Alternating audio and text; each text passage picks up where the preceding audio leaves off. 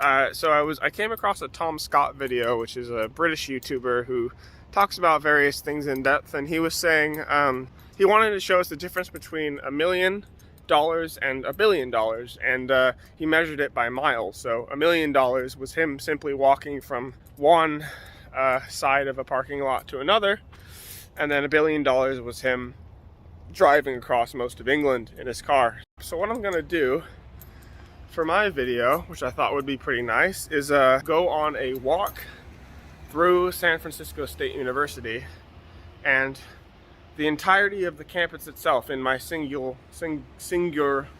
walk will equal or equates to 4 billion years of prehistoric and historic time.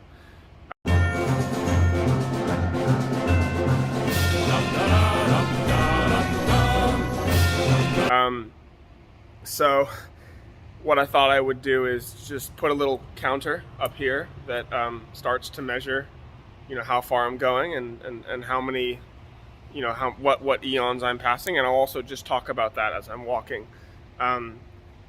So I started at my apartment right here. This is Manzanita, and I'm gonna walk all the way to the benches between Mary Park and Mary Ward, which is pretty much the entire length of the campus. I know San Francisco State University is a relatively small campus, so this is going to be interesting to see how many eons I can pass in just a few steps. So, starting right here, and just as I stand right here, this is the Hadean Eon. Hadean Eon was a large hot pot of hell. There was no living life around, fire everywhere, and I'll put the dates and the specific years up here. So as I walk 5 feet, I step over into the Archaean Eon.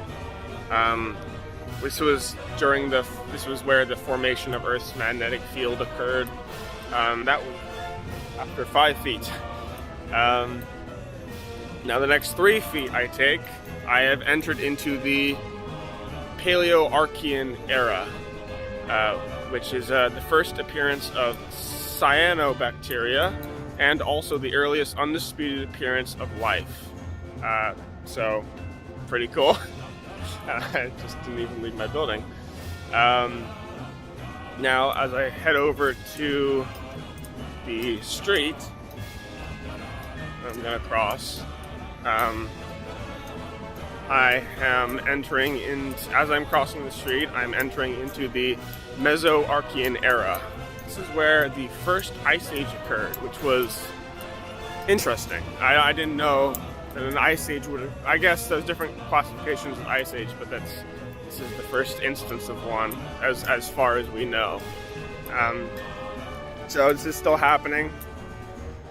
Ice age takes a long time for everything to thaw. Probably not a very habitable place to live either, considering everything that was going on at the time.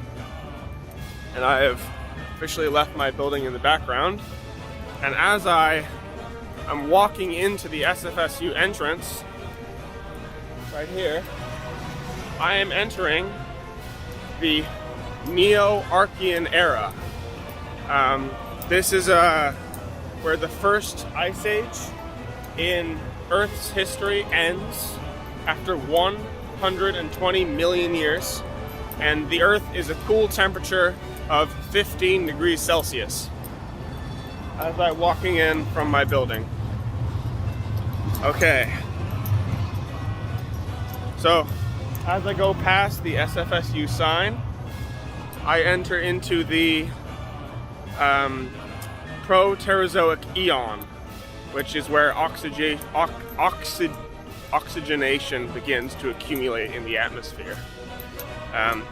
As I now walk past the administration building, I'm entering into the Paleo-Proterozoic Era, more specifically the Cenozoic Period. This is where oxygen extinction occurred. As I pass this big tree here, I am entering into the Paleo-Proterozoic Era. But I said that as well, but I'm entering more specifically into the Rician period, or I think that's how you spell it. Archaean. So this is where large igneous provinces formed. There was ones that formed in Quebec due to Uranian glaciation. But this was also where asteroid impacts responsible for large craters on Earth occurred.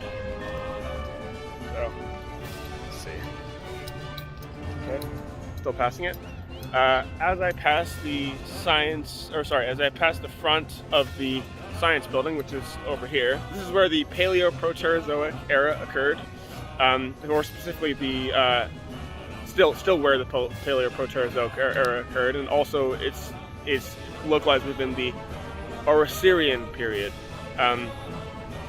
which is where large, powerful nuclear activity occurred in the Earth due to asteroid impacts and you know the formation of all these hot chemicals and elements all combining with. Okay, as I pass the front door to the science building right there, this is where the Orosirian period ended of the Paleo-Proterozoic Era. This is where an asteroid about 10 to 15 kilometers wide collided with the Earth in present-day Canada, as we know it, which is pretty interesting. There were a lot of asteroids colliding, so stick around for that. Okay, so now 5 feet away from my previous scene, we've now jumped forward another millions of years, not millions, trillions, but millions of years. This is where the Stetherian period occurred, still in the Paleo-Proterozoic Era. This is where the supercontinent Columbia forms, which was interesting to me, considering that happened so, I guess, early on. Okay, so now, as I leave the science building, I enter into the Mesoproterozoic Era, and more specifically the Cambrian Period. This is surprisingly where the first fungi and cyanobacteria symbiosis occurred, and the science building fungi. Now, as I'm a few steps away from entering the quad, this is where the Ectasian period occurred, which is still part of the Mesoproterozoic Era. This is where the first algae occurred, and also where fungi eventually ended up on land, which is interesting. And it also is where the ended the breakup of the Columbia and the formation of the inner core. Okay. Fewer steps into the quad now, we are entering into the Stenian period, still part of the Mesoproterozoic Era, which is where the evolution of sex occurs. It's the earliest signs of photosynthetic life ever recorded on land, which is interesting. Okay, now as I've entered the quad here, there's things all around me. I jump into the Tonian period, which is now part of the Neo Proterozoic Era, which is where wide oceans form and land plants and algae diverge into the ocean and then on land, obviously. Some of them on land. We haven't gotten there yet. Now as I walk around these benches here, I entered into the Cryogenian period, which is still part of the Neo Proterozoic Era, which is where glaciation begins and Earth rapidly cools. And as I am 5 feet away from the benches, I enter the Archean period, which is still part of the Neo Proterozoic Era.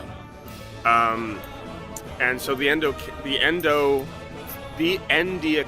period is where the formation of the ozone layer occurred, along with a lot of meteorite impacts still. And now, as I walk away, I entered into the Phanerozoic Eon. Phanerozoic Eon. Apologies. And so, as I've entered into the Phanerozoic Eon, I first start with the Paleozoic Era, which is also, more specifically, the Cambrian Period.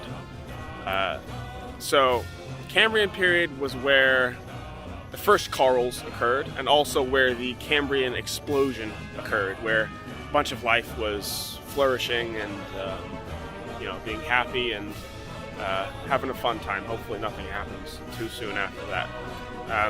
As we continue down the Paleozoic era, just a few steps from where it began, we enter into the Silurian period, which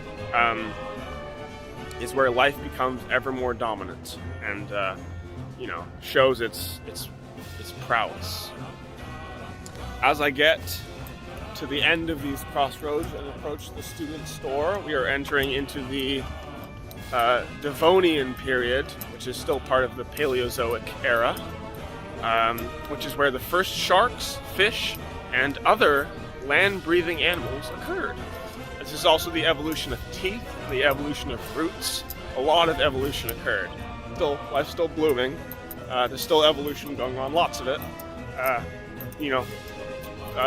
Animals are learning how to run, how to walk, how to bite, how to chew. As I end my destination of the student store, I enter into the Carboniferous Period, which is part of the Paleozoic Era as well, which is where the first tall plants happened. So this is also where the first flight occurred, which is really interesting to me. So they're getting ahead of the game. They're getting up and they're getting flying. So now I've reached Burke Hall, and this is where the start of the Permian period occurs, of the Paleozoic Era. This is the evolution of the first warm-blooded animals, interestingly enough. So as I reach the halfway point of Burke Hall, I have entered into the Triassic Period, finally. This is now part of the Mesozoic Era, which is where the first flies and dinosaurs happened. As I walk forward, we probably are now getting more species developing, and probably now we have like the Bronchiosaurus and the Stegosaurus, possibly. Okay, so we're, oh, wait, hold on. Sorry, yeah, I didn't say Jurassic, I said Triassic. This is the Triassic period, where the first flies and dinosaurs occurred. So this is the Triassic period. And now, as I get to the Student Services building, earliest birds, this is the Jurassic period of the Mesozoic Era. And now as I continue a few steps this way, I enter into the Cretaceous period of the Mesozoic Era, which would start here and end at Towers. So I'll do my best to explain it as I'm walking down this way. The Mesozoic Era was a start of many organisms of life forming, and this is something that actually surprised me. It was the start of the first evolution of ants. So this was also where the first flowering plants occurred and the first snakes. So as we end at Towers here, Towers right here, yeah, we are just entering into the Paleogene Period. The first of the genes. So our history has now grown, ever encroaching on the civilization we are today. So this is the first of the Paleogene Period, and this is also the first of the Cenozoic Era. This is the Paleocene Epoch, which is where Cretaceous Paleogene extinction wiped out a lot of species. As we get to the end of Towers, we enter the it's still in the Cenozoic Era, the Paleogene Period, but we have now entered the Eocene Epoch, which is where the first primates and first bats occurred. This is pretty interesting. Now we got a more diverse formation of life. So, as we end our tourism of Towers and get to the start of City Eats, we have entered the Paleogene Period. So we're still in the Paleogene Period of the Cenozoic Era, but we have now entered the Oligocene Epoch. As I might have pronounced that wrong, but this is where Antarctic Glaciation occurred. So some interesting thing to me was that the Antarctic was practically at all not formed until this period. So most of the frost or the formulation of ice and cold and whatever was on the other side of the Earth. So this was pretty monumental, considering the deformation of the Antarctic glaciation, like completely changed the circulation and atmospheric interactions of the Earth at this time. As we get to about the end of Mary Ward Hall, we enter into the Miocene Epoch, which is part of the Neogene Period and the Cenozoic Era. This is where the largest bird and the largest largest land mammal record have been shattered. And I'll slow down here because we got a lot to cover. So, big birds, big mammals. Well, yeah, technically birds, big land mammals. As we are 10 steps away from the bench here, we enter into the Plyocene Epoch, which is part of the Neogene Period and the Cenozoic Era, which is where the formation that allowed species to migrate north and south happened. So there was a big population of areas in America in mass. As we get 5 steps closer to my bench, we have entered into the Quaternary Period, which is still part of the Cenozoic Era. And more specifically, this is the Plyocene Epoch. This is where, recorded, a huge flood occurred and homogeneous evolves. As we get 2 steps away from the bench, this is the Holocene Period, the Holocene Epoch, the Quaternary Period, and the Cenozoic Era. This is where the emergence of Homo sapiens happens and the Holocene extinction occurs. And now we must end our journey by sitting on the bench.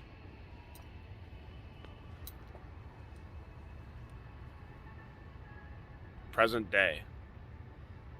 I'm sitting on a bench. Bye!